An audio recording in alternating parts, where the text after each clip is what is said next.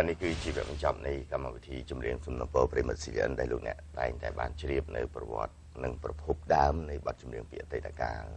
ដែលបកស្រាយដោយបាទតារាចម្រៀងពីចំនួននោះសិតតែជាតារាចម្រៀងរៀបច្បងហើយមានសម្លេងពិរោះរំដំជាអមតៈនៅក្នុងដួងចិត្តរបស់លោកអ្នករហូតដល់បច្ចុប្បន្នតាមរយៈការស្រាវជ្រាវរបស់បងសេងតារាបាទសូមជម្រាបបងស្វាគមន៍ទស្សនិកជនបាទសូមជម្រាបសួរបងប្អូនទស្សនិកជនលោកតាមលោកយាយលោកពូអ្នកមីងទាំងអស់ជាទីរាប់អានបាទនៅសប្តាហ៍នេះខ្ញុំបានសេងតារាបានវិលមកវិញទៀតហើយព្រមទាំងនាំនៅបទចម្រៀងពីរោះមកអត្ថាធិប្បាយជូនទៀតផងបាទអរគុណមិញអ្នកដំណើរការកម្មរៀបចំកម្មវិធីគេមកខ្សឹបប្រាប់យើងណាបាទថាម៉ោងខ្លី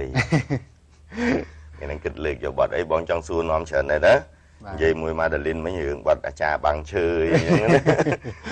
លើកយកបទអីដែរថ្ងៃនេះបាទនៅថ្ងៃនេះខ្ញុំបានជ្រើសរើសឲ្យសម្រិតសម្រាំងនៅចម្រៀងដ៏ពិរោះមួយបទមកបង្ហាញជូនបងប្អូនទស្សនិកជនបទនេះមានចំណងជើងថាអណ្ដាតអត់ឆ្អឹងទេ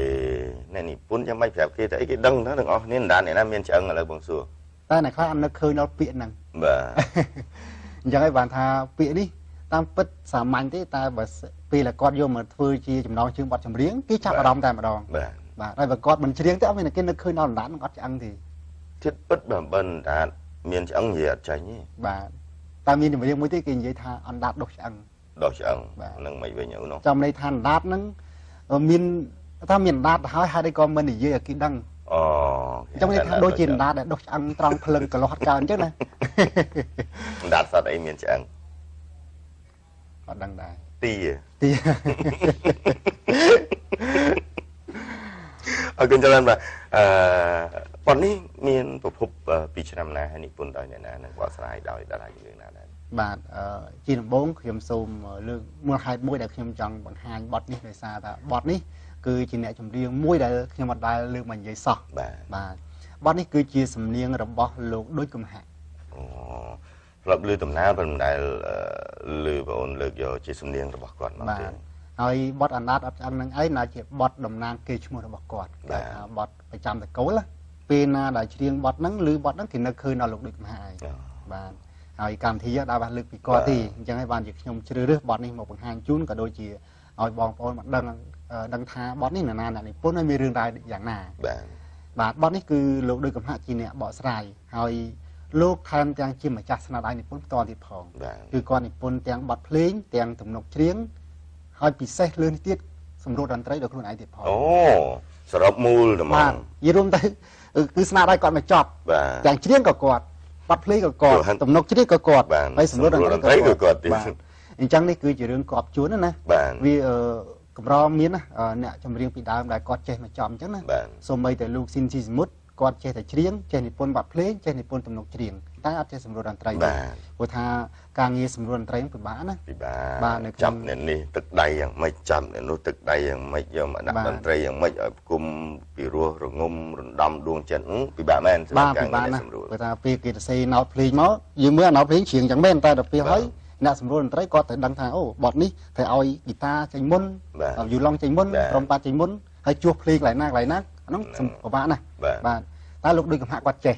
បាទហើយហេតុអីក៏បានជាគាត់ចេះព្រោះថាគាត់គឺជាសិស្សសាលាភ្លេងចំនួនហ្នឹងណាគាត់រៀនខាងភ្លេងហ្នឹងច្រើនឆ្នាំតែគាត់ថាគាត់ហ្នឹងរៀនបានចប់ចុងចប់ដើមបាទគាត់គឺជាកូនសិស្សរបស់លោកគ្រូមេប៊ុនបាទហើយគាត់ដល់ទសវត្សរ៍ឆ្នាំ70ហ្នឹងស្រាប់គេបដិញគាត់ចេញពីសាលាមូលហេតុគួរពេកអីគាត់រៀនបកកែណាខាងភ្លេងហ្នឹងតែដោយសារពាក់ព័ន្ធនឹងស្នេហាបាទចំនួនហ្នឹងសាលាភ្លេងគេមានវិន័យតាំងតែណាគេថាសិស្សដែលរៀនភ្លេងទាំងអស់ហាមមានស្នេហាក្នុងសាលាទាំងនិយាយសារសងឲ្យផ្ទាល់ក៏ដូចជាសរសេរសមុទ្រស្នេហាហើយធម្មតាលោកដូចកំហាក់កាលហ្នឹងគាត់នៅក្មេងនោះបាទពេញវ័យអញ្ចឹងទៅអញ្ចឹងវាមិនអាចទប់ទល់បានទេណាអញ្ចឹងគាត់សរសេរសមុទ្រស្នេហាជាមួយនារីដូចគ្នាក្នុងសាលាហ្នឹងហើយគេក៏ចាប់សមុទ្រនឹងបានអញ្ចឹងបដិញគាត់ចេញពីសាលាទៅហើយសូម្បីលោកជាសវឿនម្ចាស់បតកវីចាញ់ស្នេហ៍បកប្រែដូចខ្ញុំក៏មានរឿងយ៉ាងដែរគេដេញពីសាលាដោយសារតែរឿងសេះវត្តស្នេហាហ្នឹងអូចុះមិនហុចក្រៅសាលាតែធម្មតានៅរៀនជាមួយគ្នាបានឃើញមុខគ្នាចំនួននោះយើងមិនអាចរហូតទេណាខ្ញុំគិតថាចំនួននោះប្រពៃណីយើងតាំងតែងក្នុងសាលាជួបគ្នាបានមានស្នេហាសង្ស័យខាងនារីអួតមិត្តភក្តិនារីគ្នាឯងអត់ទេគាត់សរសេរឬផ្ញើតាមមិត្តភក្តិណាហើយគ្រូនឹងក៏ចាប់បានទៅ mày nâng kia mình thường chân tí nhà mấy mình đại qua đó chơi được hơi kia mà ăn tư cho lấy này nuôi hiện tư và còn ta pe cái đánh tranh pizza lá nó có ghét bong cho sơ thằng đại vừa ta clear com diện bán chả nó còn ta miên cầm hòn chân và chẳng là thòm đá kia đánh tranh mấy ta kia đâu càng nghề phừ và đã sờ lạp kia chưa được lại sờ lạp đôi lúc đôi cầm hại chẳng có thiên cảm hay pli chẳng vì có kia chụp bài riêng đó kia bị chun có từ riêng nên không vung pli thì hiện mỗi thà một vung pli prem nhị bị và thà đó về nó sẽ luôn nói nữa sẽ là vung pli thì hiện này cái năng vung pli nó miền lục bò sờ run này kiểu bọt mạ xì bên đây trong nắng nè sợi xây mật túm còn nơi trong nắng hay nè sợi sâm túi còn nơi trong nắng hay nè sợi ruột sợi thiết còn nơi trong nắng này và thà pì mà luôn nó kìm vậy đã chụp riêng về châu tam vung pli xem nhỉ ấy đôi cầm hát kia về châu trong vung pli nặng đài ấy chấm puaตีภาษาเลยก็จะสำรวจดนตรีนึงที่มาสันนิษฐานก็โดยจะตามเรียกว่าข้าปราบทานโดยสารกวาดดาวตามหรือกูแม่บุญจำนวนนั้นก็ได้กัมพูชาทาจาได้มีจำเล็กพูดอย่างที่กลางภายในปนพลีให้สำรวจดนตรีว่าการนะหรือกูแม่บุญเลยมุ่ยจำนวนนั้นจากบ้านจะก็จะสำรวจดนตรีนึงมาไอ้เตะโตนึงประวัติบอลดาตัดยังนึงไว้ยังสลายเฉลี่ยได้ตามระยะที่จะบอกจัดใช้กับทัพประวัติปิดบอกลูกดีกับหางกลางดองไปจะขังhai sập bọt đấy ở đây mình kẹp quan rừng bằng hai sập bọt đấy sna ha cọt nó tranh cài sả lá nó cọt miền sna ha chỉ muốn để đi môi tiết đấy này mà nòng sả lá nó ta chụp đặt cái này bữa tham bên nó cái đánh tranh sả lá miền đây chạm đâu miền tiết hàng sả đây nhỉ mà cái cầm hốc thì đá được thì trái kia cho được hàng pro chỉ đẹp đá nữa này pro hiền giảm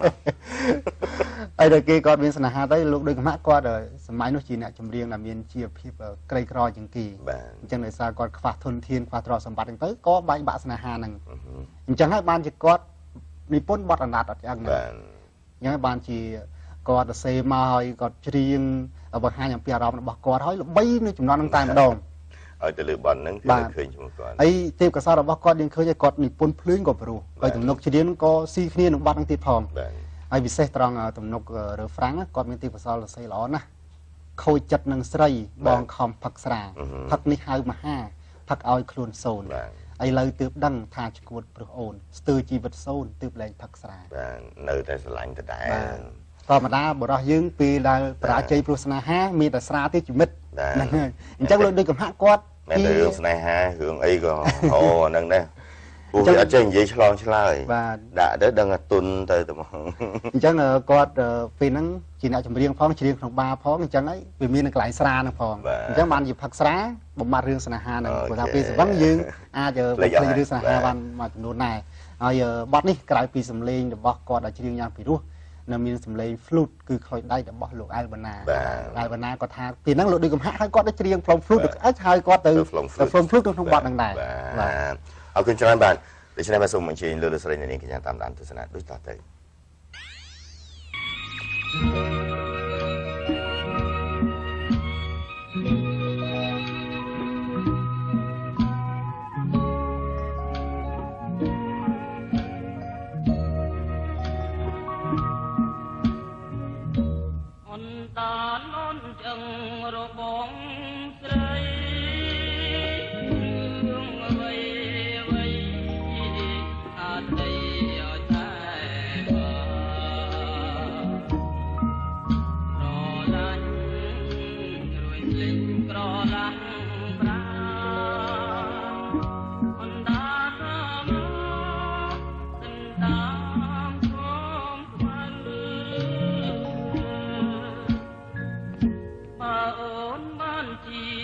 ចិនស្រឡាញ់ត្រូវចងចាញ់ត្រូវជឿក្នុងចិត្តទេបងមកទីគុំលិននាំអាត្រូវគង់គេឈ្មោះណាលំតែពីរោះណា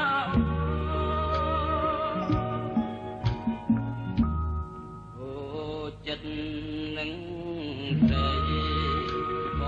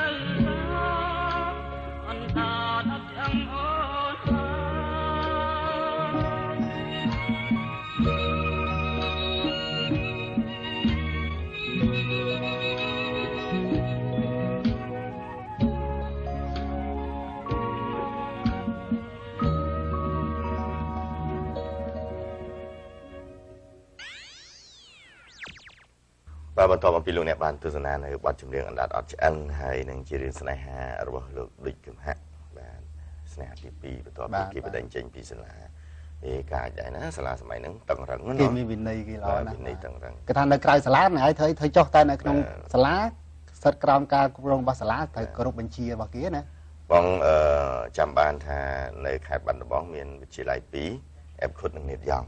គេថាអេបខុតកឡង់សិស្សសិទ្ធិផលហ្នឹងហើយនេតយ៉ងបុផាសិស្សស្រីបែងចែកអរគុណច្រើនមកចុងក្រោយហើយបងមានពាក្យពេចន៍អ្វីបន្ថែមទេបាទអញ្ចឹងតាមរយៈបទអណ្ដាតអត់ឆ្អឹងអំបញ្ញមិញនេះខ្ញុំជឿថាបងប្អូនលោកពូអ្នកមីងទាំងអស់ប្រកាសជាពេញចិត្តព្រោះថាជាបទមួយដ៏សែនពិរោះហើយល្បីល្បាញក៏ប៉ុន្តែយើងឃើញថាសម័យនេះក៏មានអ្នកចម្រៀងជាច្រើនលើកបទគាត់មកច្រៀងដែរណាតាមឆាកទូរទស្សន៍ក៏ដូចជាច្រៀងដាក់ CD តែមានអ្នកចម្រៀងខ្លះអត់បានស្គាល់ម្ចាស់សំនៀងដើមនៃបទនេះទេគេហៅថាបទនេះយល់ថាលោកស៊ីនទីសមុទ្រច្រៀងវិញណាតែខ្ញុំក៏គិតចឹងបាទថាយើងអ្នកស្ដាប់មិនអីទេអ្នកខ្លះយកបទគាត់ទៅច្រៀងដាក់ CD ទៀតអត់ដឹងថាបទដើមបទណាវាបាក់អញ្ចឹងបាទហើយបទនេះក្រៅពីសម្លេងរបស់គាត់នៅមានសម្លេង flute របស់លោកអាយវណ្ណាបាទផ្លុំយ៉ាងពិរោះផងដែរបាទលោកដូចកំហាក់បានបាត់បង់ជីវិតទៅហើយនៅក្នុងសម័យពលពតតែនៅពេលណាដែលគេលឺបទនេះគឺគេតែងតែនឹកឃើញដល់ឈ្មោះគាត់ហើយសូមបញ្ជាក់ថាក្រៅពីបទអណ្ដាតអត់ឆ្អឹងដែលជាបទល្បីរបស់គាត់នេះនៅមានចម្រៀងជាច្រើនទៀតដែលជាបទល្បីរបស់គាត់ដែរគាត់ថាគេអត់ដឹងថាបទហ្នឹងគាត់អ្នកច្រៀងដូចជាបទចម្ប៉ាកោះដាច់ណាភូមិលវាកោះដាច់បងឆ្លងទូទៅបទបាក់សីជាប់ជុងហើយមានបទប្រពន្ធក្មេងតាហើយក្រៅពីហ្នឹងមានបទឆ្លងឆ្លើយគាត់ច្រៀងជាមួយអ្នកស្រីប៉ានរ៉ននោះអនុស្សាវរីយ៍អង្គរស្រណោះសូសៀងចម្រៀងរាត្រីចូលឆ្នាំហើយបទមួយទៀតគាត់ច្រៀងជាមួយអ្នកស្រីរស់ស្រីសធាដែរគឺបទព្រមស្ម័គ្របងទៅដែលបច្ចុប្បន្នគេហៅថាបទទូចតន់បងទួងវងស្រស់ម្លេះហ្នឹងណាបាទតែប៉ុន្តែយើងអ្នកស្ដាប់ក៏ដូចជាអ្នកយកទៅច្រៀងអត់ដឹងថាបទហ្នឹងរបស់លោកដូចកំហាក់ច្រៀងនេះតែយល់ថាលោកស៊ីនស៊ីសមុទ្រឬក៏អ្នកចម្រៀងផ្សេងទៅវិញបាទអញ្ចឹងតាមរយៈនីតិនេះខ្ញុំបាទសេងតារាក៏សូមឧទ្ទិសបទអណ្ដាតអត់ឆ្អឹងដែលជាបទតំណាងគេឈ្មោះរបស់លោកជូនទៅដល់លោកដូចកំហាក់ហើយក៏សូមប្រកាសដែរបើសិនជាបងប្អូនណាបានដឹងសាច់ញាតិឬក៏ក្រុមគ្រួសាររបស់លោកដូចកំហាក់បាទអាចជួយប្រាប់ខ្ញុំផងព្រោះថាចង់ទៅសេប្រវត្តិគាត់ដែរបាទអរគុណបាទលោកស្រីនាងកញ្ញាបាទកម្មវិធីរាត្រីបញ្ចប់នៅក្នុងពេលនេះខ្ញុំបាទនឹងបងសេងតារាសូមអរគុណសូមជម្រាបលាអន្តរជាតិ